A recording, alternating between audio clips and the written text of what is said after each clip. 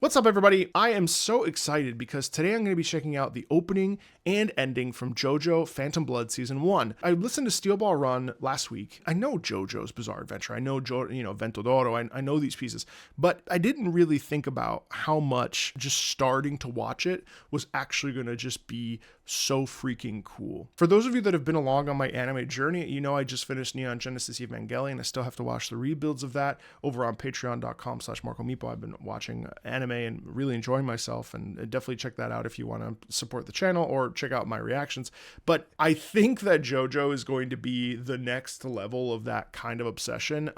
It is so stylish. It is so Wagnerian, operatic, larger than life, huge personalities, huge stakes at all times. The visual style is excellent. Like, it is just primo, one of the coolest anime I've ever seen so far. And yeah, I'm just like genuinely so excited to talk about this music today. We're going to be checking out the opening and checking out the ending from Phantom Blood. My name is Marco. I'm a former pro opera singer. I love talking about video game music and anime music from an emotional perspective. Let's get into it.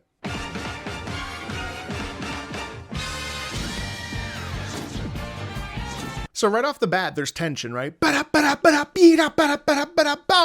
then it's crazy because we go with the trumpet. The trumpet kind of lick as we ascend up into the upper register. That's the crux right there. That is the tension. That is like, oh, wake up. This is serious, right? Okay, so we continue on. So right there, Sora kobore chiti buta. Oh God, I can't speak Japanese. Sora kobore ochita futatsu no hoshi ga. Right away, Sora ta tira tira tara ta tira tira ta. And the translation is the two stars that fell from the sky are inhaled into the depths of light and darkness, overlapping ripples that draw them together. So now, when I first heard this, when I was watching it for the first time, there was no connection there to me. I just assumed that the connection was eventually Dio and Jojo. And that makes sense, that the two stars that fell from the sky are inhaled into the depths of light and darkness. So we have these opposing forces, right away. When we use our voices like this, Sora kobore ochiti futatsu hoshi ga, you notice that we're actually doing a lot of hitting. And what that does is it creates this feeling of real declamatory proclamation, hitting, emphasis. And then we lean into a romanticizing, leaning into and curving into the like a faded story, right away.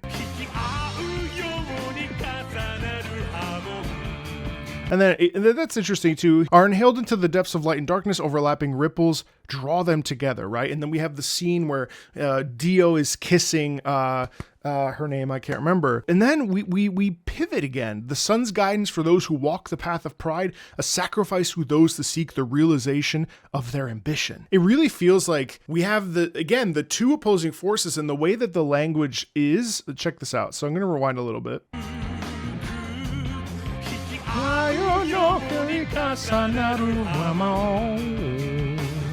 So even there we say, overlapping ripples that draw them together.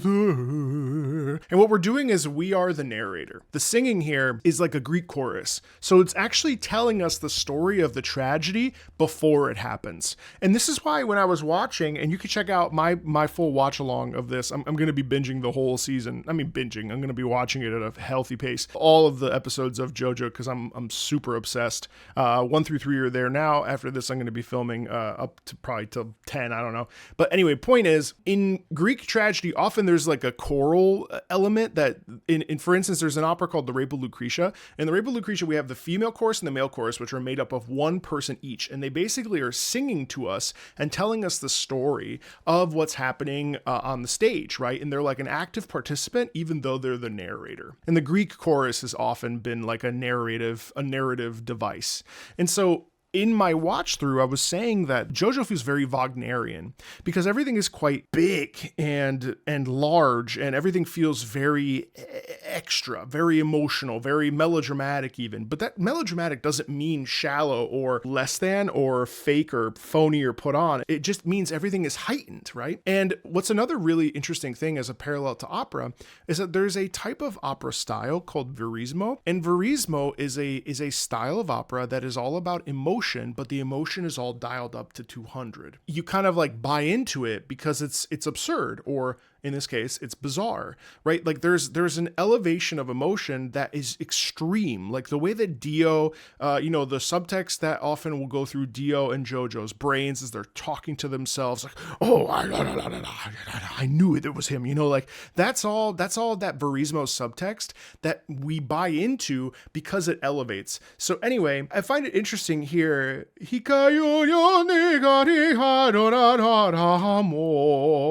So we have this balance and dance basically between each verse of a shifting characterization. And so the narrator here, which is the singer, is doing a great job of taking us on the journey where I tell you, I didn't know the lyrics the first time I listened to the song. And I go, oh, well, this is very clearly a song about the dance and the duel of Jojo and Dio coming together, right? Which is really, really, really fun.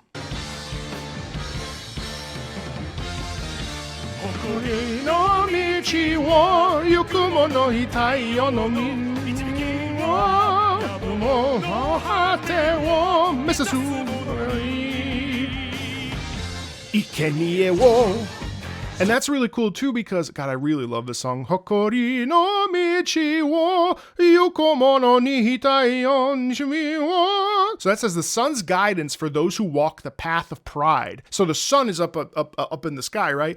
Hokori no michi wo yukomono no hitai on. And then the path of pride. No michiku. I'm sorry. Michibiki wi wo. The path of pride. Pride is a very big word, right? Pride. When you feel pride, you ascend, right? So we go up into that. And then we go into this little corner, which I love too. So then we have a sacrifice for those who seek the realization of their ambition. And then we have this wonderful hit. Ambition is actually the thing that causes conflict in this show. Right? That's really cool.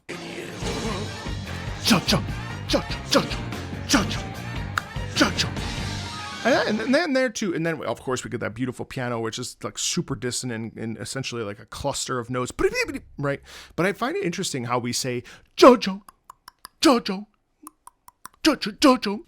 is the main character, right? Like the plot revolves around Jojo, and like there's this emphasis around his life, right? And everything that occurs to him with his father and the dynamics at play with Dio and I can't remember the name of the girl, but all that stuff. We are witnessing Jojo or like Jojo's potential destruction. Even though Dio is a main character, Dio is actually a supporting character who's trying to become a main character, which I think is kind of fun too, right? Anyway, I'm sorry I'm like waxing poetic, but I literally watched 3 episodes of Jojo and I'm like super on board and really excited. So a lot of this stuff doesn't even make sense. I'm just sort of spitballing as we go. And notice that there we're talking about trembling hearts. Trembling hearts, hot enough to burn. Also in the visuals, this is the moment where we see this jacked as hell Jojo walking up the stairs and summoning whatever power I haven't gotten to. Release your heartbeat through your hands with the courage that fills your body. Let's admire their courage, the fate of that blood, Jojo. And so this corner is super optimistic, very bright, very positive. I can't believe I figured all this stuff out before even reading the lyrics. It's so funny. You can hear how with the speed up of momentum, we also have this arrival of strength of will, strength of pride, strength of power. It's all driving us forward. It's exciting because Jojo is a hero, right? Also, mind you, the trumpets, obviously we have the drums that are helping us with the momentum, but it's the trumpets really that also herald the hero, Jesus Christ, you know what I mean? And then right there, let's admire their courage, right? The enthusiasm comes there with the shortness of the rhythm. And then we pivot to this.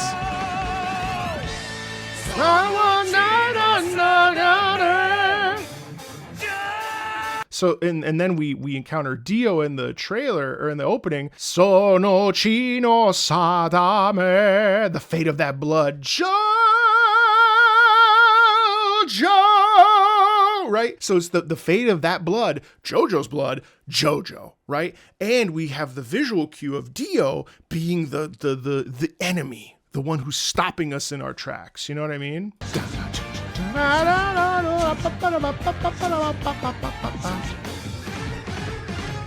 And then the descent into madness there, the descent into the pit of despair or the pit of unknown. Right? Freaking cool. And then, of course, let's end this. The ending is a little bit different in terms of, I really love the opening because it really is that Greek chorus setting the stage, setting us up for whatever's going to happen between Jojo and Dio, with the emphasis being on Jojo being that main, Jojo Joestar, the main character, coupled with then Dio Brando kind of coming in from the bottom and sneaking into his life. Sono Chido Sadame, right? The fate of that blood. And we get that image of Dio, which is super sick. The ending is so cool. And I love how in episode 2, when Jojo confronts Dio at the manor, we get that wonderful guitar riff that I didn't even realize was from this.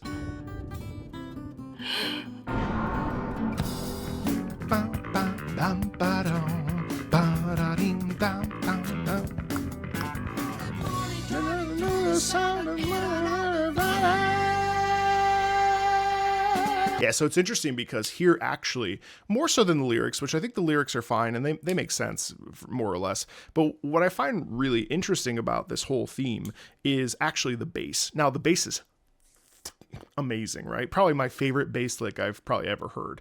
My dad was a bassist, so I've heard, I mean, he was an amateur bassist, but so I've never heard him riff like this. But when the bass really kicks in like this, it's so good. And it showcases the tension that is already at play right away. In a way, these endings are kind of these really nice conclusion pieces. It doesn't languish in it like some other endings that are really make you languish in the feelings. This really feels like, yo, this is tension, baby. Like this is danger. This is animosity. This is intensity. And you hear, and the bass very rarely is the star of the show. And I think the bass, as I'm riffing off of like just random thoughts, like I'm kind of wondering, like the bass is a darker hued instrument. It's a lower instrument. So there's a bit of like an invitation to conflict. There's also an invitation of like hellish, maybe a little bit of a hellish duel, a hellish retort, a hellish battle. The way that it's spitting to that to me indicates obviously a clash, but it's like a hellscape clash, like it's from hell, right? And then it's interesting because you don't often get, I believe, just regular guitar, acoustic guitar. You don't typically get acoustic guitar on the back end and in an accompaniment. Usually the acoustic guitar will be the lead, I would assume, for obviously that's just one tiny instance of, I'm sure there are plenty of examples of it out there. But I find also too, like the vocals here, obviously quite bright, obviously very like late 70s, 80s coded. I don't know if it's supposed to sound like REO Speedwagon. I love the names in JoJo. Matthew Matheson, Jonathan Johnson, Jojo Joestar. Anyway, it's just really cool how, we have this dynamic. And then actually there we get actually another bass. So all of these things are coming together, coalescing and synergizing. So there's tension. Yeah, it's just fun because that, in a way, it actually feels like Jojo is crying out, or Jojo is trying to like put the pieces of his life back together. It's like, what the fuck just happened? You know what I mean? Like this is horrific news. Like everything's going to shit. It's like, what is happening? And so it ultimately feels like that, where it's like, I don't get what I'm supposed to be doing. Like, why is this happening to me? How do I fix this? What the hell is going on? And that's the sound that kind of comes through in this. Not so much the lyrics per se, but also like Valley! And we get a real reset into, and all of a sudden it's like, it's interesting because to me, it kind of is like a showcase of everything that goes on in a given episode. Like not everything is bad throughout an entire episode, right? I'll be a money mouse. And then actually what we heard there, which was cool, is that we have a bunch of guitars coming together, sort of fusing, like I mentioned before. But now we have the acoustic guitar kind of coming forward, being more in the midst of it, in the midst of the whole sound. And it's just like, it's cool how now we're shifting, and now it's like, nah, man, we got this. Like this is positive. Really nice, like support there by the percussion. And then it like doesn't matter because in the end, we're still going to have this conflict. We're still going to have this tension. And even though our hearts may be pure to you know, the trauma and the danger of life, we can't avoid this tension. There's a little bit of purity in the sound, but mostly it's just like, bro, what is happening? Like, how do I, why is this? Man, okay. You know what I mean? And let's pick the pieces up and figure it out. And I like that. Listen, I'm really excited for my continued JoJo journey. I'm looking forward to just, honestly, I think I might even be done with season 1 by in 2 weeks. Like in like a week. Feel free to check out the Patreon if you want to watch this fully unedited and uncut. Of course, with the way that things are with anime music, sometimes we have to make little corner adjustments for you guys to enjoy. Feel free to check out the Patreon if you want to watch JoJo with me or Cowboy Bebop, which is I'm currently watching, both of those. Yeah, thanks a ton, and I'll see you later.